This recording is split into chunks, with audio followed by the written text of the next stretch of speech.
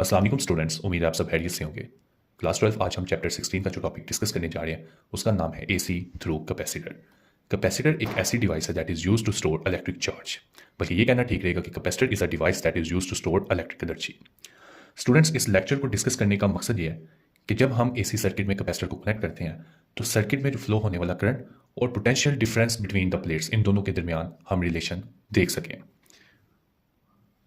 तो बच्चे पहले हम देखते हैं कि अगर हम कैपेसिटर को डीसी सोर्स या बैटरी के साथ कनेक्ट करें तो इसमें करंट किस तरह से बिहेव करता है। तो डायग्राम में आप देख सकते हैं, यहाँ पर मैंने कैपेसिटर लगाया, यहाँ पे ये बैटरी है, ये उसका पॉजिटिव टर्मिनल है, ये उसका नेगेटिव टर्मिनल है। यहाँ पे मैंने लोड लगा दिया, मतलब लगा दिए, और यहाँ पर क्या एक स्विच है। तो स्टूडेंट्स, होता क्या है यहाँ पर, जब मैं स्विच को ऑन करूँगा तो करंट यहाँ से फ्लो करेगी from positive terminal towards negative terminal, क्योंकि कन्वेंशन करंट हम पढ़ रहे हैं। तो कन्वेंशन करंट क्या होती है कि करंट फ्लो करती है फ्रॉम पॉजिटिव टूवर्ड्स नेगेटिव। जब स्टार्ट में करंट मैक्सिमम इस सर्किट में से फ्लो करेगी तो ये जो प्लेट्स आपको यहाँ पर नजर आ रही हैं ये भी चार्ज होना शुरू हो जाएंगे। इन प्लेट्स के दरमियान गैप होता है, यहाँ पर कोई इंसुलेटिंग मीडियम भी हो सकता है। तो एक प्लेट के ऊपर पॉजिटिव चार्ज आ जाएंगे और दूसरी प्लेट के ऊपर नेगेटिव चार्ज आ जाएंगे। और एक ऐसा टाइम आएगा कि इन प्लेट्स के दरमियान जो पोटेंशियल डिफरेंस है उसकी वैल्यू एक्सटर्नल वोल्टेज के बराबर हो जाएगी। फिर मजीद करंट इस सर्किट में से फ्लो नहीं करेगा और करंट की वैल्यू क्या हो जाएगी, जीरो हो जाएगी। इसका मतलब ये हुआ कि करंट जो इस सर्किट में से फ्लो कर रहा है वो for a very short interval of time के लिए है। कंटिन्यूसली करंट यहाँ पर फ्लो नहीं कर रहा और बल्ब थोड़ी देर के लिए ग्लो करेगा, उसके बाद ये ऑफ हो जाएगा। तो स्टूडेंट्स, हम ये उस केस की बात कर रहे थे जब हमने कैपेसिटर के साथ कौन सा सोर्स कनेक्ट किया, डीसी सोर्स कनेक्ट किया, और देखा कि डीसी सोर्स कनेक्ट करने से करंट का बिहेवियर इस सर्किट में कैसा होता है। क्या करंट कंटिन्यूसली फ्लो करती है या थोड़ी देर के लिए करंट फ्लो करती है, उसके बाद इसकी वैल्यू जीरो हो जाती है। अब दूसरे केस में यहाँ पर सेम यही डायग्राम बनाएंगे। ये हमारे पास कैपेसिटर आ गया। अब हम डीसी की बजाय यहाँ पर एसी सोर्स लेंगे या एसी जनरेटर लेंगे और यहाँ पर क्या अटैच कर देंगे, लोड अटैच कर देंगे। अब होगा क्या कि जैसे ही हम स्विच ऑन करेंगे, सपोज करें ये पॉजिटिव टर्मिनल है और ये क्या है, नेगेटिव। तो स्विच ऑन करने पर करंट फ्लो करेगी फ्रॉम पॉजिटिव टूवर्ड नेगेटिव। क्यों? क्योंकि अभी स्टार्ट में कैपेसिटर के ऊपर कोई भी चार्ज डिपॉजिट नहीं हुआ, जिसकी वजह से इन प्लेट्स के दरमियान पोटेंशियल डिफरेंस भी मौजूद नहीं है। लिहाजा स्टार्ट में करंट जो है वो मैक्सिमम फ्लो करेगा इस सर्किट में से।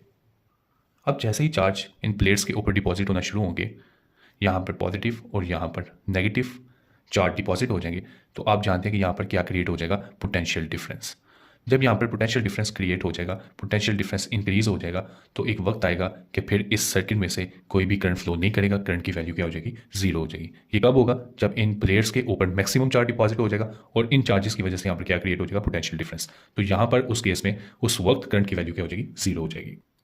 अब आप ये बात जानते हैं कि हम यहाँ पर कौन सा सोर्स यूज़ कर रहे हैं, एसी सोर्स यूज़ कर रहे हैं, जिसमें करंट अपनी हाफ साइकिल के बाद डायरेक्शन को चेंज करता है।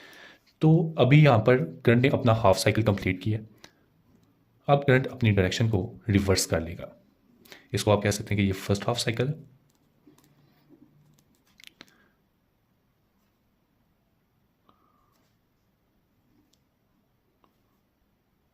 ये लोड आ गया और अब हम किसकी बात करने लगे हैं, सेकंड हाफ साइकिल की। इसमें करंट अपनी डायरेक्शन को क्या कर लेगा, चेंज कर लेगा। अब पॉजिटिव इस साइड पर आ जाएगा और नेगेटिव इस साइड पर आ जाएगा। जैसे ही करंट अपनी डायरेक्शन को रिवर्स करेगा तो कैपेसिटर के ऊपर जो चार्ज डिपॉजिट हुए थे वो न्यूट्रलाइज होना शुरू हो जाएंगे, जिसकी वजह से यहाँ पर जो पोटेंशियल डिफरेंस है उसकी वैल्यू भी डिक्रीज हो जाएगी। तो दोबारा से क्या होगा, मैक्सिमम करंट इस सर्किट में से फ्लो करेगा।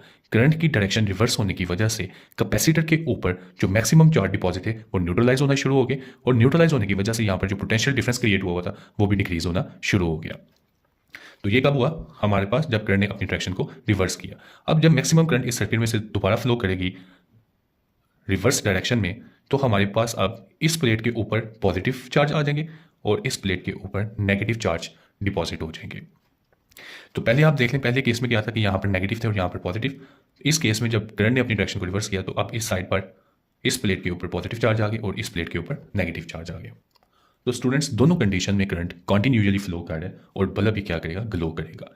इन दोनों कंडीशंस में करंट क्या करेगा, कॉन्टिन्यूसली फ्लो करेगा। लेकिन डीसी के केस में जब हमने डीसी सोर्स कनेक्ट किया था तो उसमें थोड़े टाइम के लिए करंट फ्लो किया, लेकिन उसके बाद करंट की वैल्यू क्या होगी, जीरो होगी, क्योंकि आप जानते हैं कि डीसी में पोलैरिटी चेंज नहीं होती। अब जैसे कि आपने चैप्टर नंबर 12 में ये रिलेशन पढ़ा हुआ है कि charge deposit on the plate is directly proportional to the potential difference between plates. जितना ज़्यादा चार्ज प्लेट्स के ऊपर डिपॉजिट होगा उतना ज़्यादा पोटेंशियल डिफरेंस प्लेट के दरमियान क्रिएट होगा। डायरेक्टली का साइन खत्म करते हैं, यहाँ पर सी आ जाएगा और यहाँ पर वी। जैसे कि हम जानते हैं कि एसी वोल्टेज की जो इक्वेशन होती है वो क्या होती है, V is equal to V naught sine omega t. तो हम वी की जगह क्या लगा देंगे, V naught sine omega t. ठीक है स्टूडेंट्स, और ये भी हम जानते हैं कि ओमेगा किसके इक्वल होता है, 2 पाई एफ के। तो स्टूडेंट्स यहाँ पर हमने रिलेशनशिप देख लिया चार्ज और पोटेंशियल डिफरेंस बिटवीन प्लेट्स के दरमियान, और दोनों के दरमियान कौन सा रिलेशन है, डायरेक्ट रिलेशन है। अब हम एसी करंट, वोल्टेज और चार्ज के दरमियान रिलेशन देखेंगे with the help of diagram. तो स्टूडेंट्स यहाँ पर हम ग्राफ ड्रॉ कर लेते हैं, ये करंट के लिए, ये चार्ज के लिए और ये वोल्टेज के लिए। याद रखना स्टूडेंट्स, ये करंट कौन सा करंट है, जो सर्किट में से फ्लो कर रहा है। ये चार्ज कौन सा चार्ज है, जो प्लेट्स के ऊपर डिपॉजिट हुआ है। और ये पोटेंशियल डिफरेंस कौन सा पोटेंशियल डिफरेंस है, जो प्लेट्स के दरमियान क्रिएट हुआ है। तो देखते हैं स्टूडेंट्स, जब हमने स्विच ऑन किया तो सर्किट में से मैक्सिमम करंट फ्लो किया। तो मैक्सिमम करंट के लिए ये यहाँ पर उसकी वैल्यू आएगी जिसको हम रिप्रेजेंट करते हैं आई नॉट से। और स्टार्ट में आपको पता है कि कैपेसिटर की प्लेट्स के ऊपर कोई भी चार्ज अभी डिपॉजिट नहीं था हुआ, लिहाजा क्यू की वैल्यू क्या थी, जीरो। जब चार्ज डिपॉजिट नहीं था तो पोटेंशियल डिफरेंस बिटवीन प्लेट्स भी क्या था, जीरो था। तो करंट हमारे पास यहाँ पे मैक्सिमम आ गई और चार्ज और पोटेंशियल डिफरेंस की वैल्यू यहाँ पे क्या है, मिनिमम है। इसका मतलब करंट और पोटेंशियल डिफरेंस के दरमियान हम यहाँ पर रिलेशनशिप को स्टडी करने लगे हैं, और स्टार्ट से ही हमें आइडिया हो रहा है कि इन दोनों के दरमियान करंट और इन दोनों के दरमियान जो रिलेशन होगा वो इनवर्स रिलेशन होगा। ये दोनों डायरेक्टली हैं, ये दोनों एक साथ चलेंगे, लेकिन जब हम करंट को इन दोनों के साथ कंपेयर करेंगे तो करंट का इनके साथ जो रिलेशन होगा वो इनवर्स रिलेशन होगा। तो क्लियर हो गया स्टूडेंट्स। तो स्टूडेंट्स जब मैक्सिमम करंट सर्किट में से फ्लो किया तो मैक्सिमम चार्ज प्लेट्स के ऊपर डिपॉजिट होना शुरू हो गए। चार्ज की वैल्यू क्या हो गया, मैक्सिमम। चार्ज मैक्सिमम डिपॉजिट होंगे प्लेट्स के ऊपर तो उनके दरमियान जो पोटेंशियल डिफरेंस क्रिएट हुआ है उसकी वैल्यू क्या हो जाएगी, इंक्रीज हो जाएगी। जब पोटेंशियल डिफरेंस इंक्रीज होगा तो सर्किट में से जो करंट फ्लो कर रहा है अब वो क्या हो जाएगा, डिक्रीज हो जाएगा। अब जैसी करंट रिवर्स डायरेक्शन में फ्लो करेगा तो क्या होगा कि ये कैपेसिटर की जो प्लेट्स हैं उनके ऊपर जो चार्ज डिपॉजिट हुए हैं उनको न्यूट्रलाइज करना शुरू कर देगा। तो जैसे न्यूट्रलाइज करेगा तो चार्ज की वैल्यू भी डिक्रीज होना शुरू हो जाएगी और प्लेट्स के दरमियान जो पोटेंशियल डिफरेंस है उसकी वैल्यू भी क्या होगी, डिक्रीज होना शुरू हो जाएगी। तो यहाँ पर हमारे पास करंट की वैल्यू इंक्रीज हुई, तो करंट की वैल्यू रिवर्स डायरेक्शन में इंक्रीज होने की वजह से यहाँ पर जो प्लेट्स के ऊपर चार्ज है वो न्यूट्रलाइज होगी और उनकी वैल्यू क्या होगी, डिक्रीज होगी। अब जैसे ही जाहिर सी बात है सर्किट में रिवर्स डायरेक्शन में करंट फ्लो कर रहा है, रिवर्स डायरेक्शन में, तो कैपेसिटर दोबारा से चार्ज होना शुरू हो जाएगा, इसके ऊपर चार्ज डिपॉजिट होना शुरू हो जाएंगे, लेकिन किस डायरेक्शन में, रिवर्स डायरेक्शन में। तो दोबारा से क्या होगा कि जब चार्ज डिपॉजिट होना शुरू हो जाएंगे तो करंट की वैल्यू डिक्रीज हो जाएगी। क्यों, क्योंकि यहाँ पर प्लेट्स के ऊपर अगेन चार्ज रिवर्स डायरेक्शन में डिपॉजिट हो गया, जिसकी वजह से यहाँ पर potential difference between the plates भी क्या हो गया, इंक्रीज हो गया। उसके बाद स्टूडेंट्स दोबारा से अपनी डायरेक्शन को रिवर्स करेगा, करंट की वैल्यू क्या हो जाएगी, मैक्सिमम, और यहाँ पर चार्ज दोबारा से न्यूट्रलाइज और इनकी वैल्यू क्या होगी है, मिनिमम। जब चार्ज न्यूट्रलाइज होंगे तो उनके दरमियान जो पोटेंशियल डिफरेंस है वो भी क्या हो जाएगा, मिनिमम हो जाएगा। तो ये हमने देखा है करंट और पोटेंशियल डिफरेंस बिटवीन प्लेट्स के दरमियान रिलेशनशिप, और दोनों के दरमियान जो रिलेशनशिप है वो इनवर्स रिलेशन है। अब फेजर डायग्राम से देखते हैं कि यहाँ पर कौन लीड कर रहा है, कौन लैग कर रहा है, या दोनों इन फेज है। तो डिस्कस करते हैं। तो फेजर डायग्राम की हेडिंग देते हैं। फेजर डायग्राम में जैसे कि आप जानते हैं कि स्टार्ट में करंट जो है वो मैक्सिमम फ्लो कर रहा है, तो करंट को हम वाई एक्सिस में, पॉजिटिव वाई एक्सिस में ड्रा करेंगे, क्योंकि जो पीक हमें नजर आ रही है वो इस लाइन से ऊपर है। तो जब लाइन से ऊपर होगी तो हम उसको पॉजिटिव कंसीडर करेंगे। तो यहाँ पर करंट आ गया, और आप स्टार्ट में देखें जो वोल्टेज है या चार्ज है वो कहाँ से स्टार्ट हो रहा है, जीरो से, लेकिन यहाँ पर जो पीक हमें मिल रही है वो पॉजिटिव में मिल रही है, इसलिए हमने इसको किस में ड्रा करना है, पॉजिटिव एक्स एक्सिस में ड्रा करना है। तो ये हमारे पास क्या बन गया, फेजर डायग्राम। अब यहाँ पर आप देखें कि करंट क्या कर रहा है, जाहिर सी बात है करंट यहाँ पर लीड कर रहा है, और voltage potential difference between plates ये क्या कर रहा है, लैग कर रहा है। कितने एंगल से, 90 डिग्री या π/2 से। अब स्टूडेंट्स यहाँ पर एक इंपॉर्टेंट शॉर्ट क्वेश्चन भी है कि what is capacitive reactance, reactance क्या होती है। स्टूडेंट्स, कैपेसिटर की तरफ से ऑफर की जाने वाली रेजिस्टेंस को हम रिएक्टेंस का नाम देते हैं। The resistance offered by a capacitor to flow of AC current is called reactance. इसका जो फार्मूला होता है एक्सी इज इक्वल टू 1/ओमेगा c। यहाँ पर ओमेगा की वैल्यू अगर हम पुट करें 2πf और साथ क्या आ जाएगा c, तो यहाँ पर आप देख सकते हैं कि फ्रीक्वेंसी और कैपेसिटिव रिएक्टेंस के दरमियान जो रिलेशन है वो इन्वर्स रिलेशन है। अगर हम हाई फ्रीक्वेंसी करंट यहाँ पर यूज़ करें तो कैपेसिटिव रिएक्टेंस की वैल्यू क्या हो जाएगी, डिक्रीज हो जाएगी, अगर हम हाई फ्रीक्वेंसी करंट यहाँ पर यूज़ करते हैं। ठीक हो गया। तो ये था बच्चे हमारे पास रिएक्टेंस। रिएक्टेंस क्या होती है? The resistance offered by a capacitor to flow of AC current. इसको हम क्या नाम देते हैं? रिएक्टेंस का नाम देते हैं। अब हम स्टूडेंट्स बात करने लगे पावर डेसिपेशन की। क्या कैपेसिटर की तरफ से, कैपेसिटर की जानिब से पावर कंज्यूम हुई है या नहीं? Power dissipation. तो देखते हैं बच्चे, इन्हीं डायग्राम की मदद से हम पावर डेसिपेशन भी देखेंगे।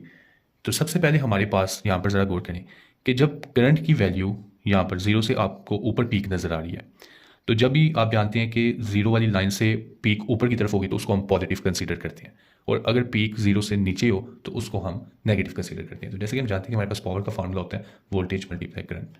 अगर हम ओहम लॉ यहाँ पर पुट करें तो हमारे पास क्या आ जाता है, वी की वैल्यू होती है आई आर मल्टीप्लाई आई, तो ये क्या बन जाता है, आई स्क्वायर आर। और एक और हमारे पास रिलेशन भी आ जाता है, अगर हम यहाँ पर आई की जगह वी ओवर आर पुट कर दें तो हमारे पास बन जाता है वी स्क्वायर ओवर आर। तो ये तीन रिलेशन है हमारे पास पावर के। तो मेन है हमारे पास power is equal to voltage multiply current. तो स्टूडेंट्स यहाँ पर आप देखें पावर का फार्मूला हमारे पास क्या था, P is equal to V I. First case में जब हमारे पास यहाँ पर जो करंट की पीक नजर आ रही है वो पॉजिटिव थी, तो वोल्टेज की भी हमें पीक कौन सी नजर आ रही है, यहाँ पे पॉजिटिव पीक नजर आ रही है। मतलब पहले केस में करंट भी पॉजिटिव है और वोल्टेज भी पॉजिटिव है, तो पावर हमारा किसके इक्वल आ जाएगा, P is equal to V I. Second case में अब यहाँ पर करंट आपको जीरो से नीचे वाली लाइन में नजर आ रहा है, मतलब अब जो आपको पीक मिल रही है वो नेगेटिव में मिल रही है, एज अ करंट की वैल्यू आपका क्या हो जाएगी, नेगेटिव। लेकिन यहाँ पर गौर करें कि हमारे पास वोल्टेज अभी भी क्या है, पॉजिटिव, क्योंकि जीरो लाइन से ऊपर है। तो यहाँ पर आपने लिख देना है positive V, plus minus minus, तो आंसर आ गया minus V I. Third case में आपके पास डायग्राम को ही देखना है आपने, यहाँ पर आपके पास करंट क्या है, नेगेटिव, तो वोल्टेज भी आपको क्या मिल रही है, नेगेटिव में मिल रही है। तो दोनों नेगेटिव में है, वोल्टेज भी नेगेटिव है और करंट भी नेगेटिव है, तो माइनस माइनस प्लस, तो पावर आपका किसके इक्वल आ गया, P is equal to V I के। लास्ट रह गया हमारा फोर्थ केस में क्या है, हमारे पास जब करंट की वैल्यू यहाँ से रिवर्स डायरेक्शन में इंक्रीज हो रही है तो करंट की वैल्यू अब क्या होगी, पॉजिटिव। लेकिन गौर करें कि वोल्टेज की वैल्यू इस जीरो लाइन से नीचे है, ये पीक आपको नीचे नजर आ रही है, इट मीन्स कि वोल्टेज की वैल्यू क्या है, नेगेटिव। प्लस माइनस माइनस, तो यहाँ पर आपको पावर की वैल्यू क्या मिल जाएगी, माइनस वी आई। तो जब आप सबका सम करेंगे तो यहाँ पर पावर डेसिपेशन की वैल्यू क्या हो जाएगी, जीरो, क्योंकि प्लस माइनस से कैंसिल, प्लस माइनस से कैंसिल, तो पावर डेसिपेशन किसके इक्वल आ जाएगा, जीरो। इट मीन्स कि कैपेसिटर ने किसी भी किस्म की पावर कंज्यूम नहीं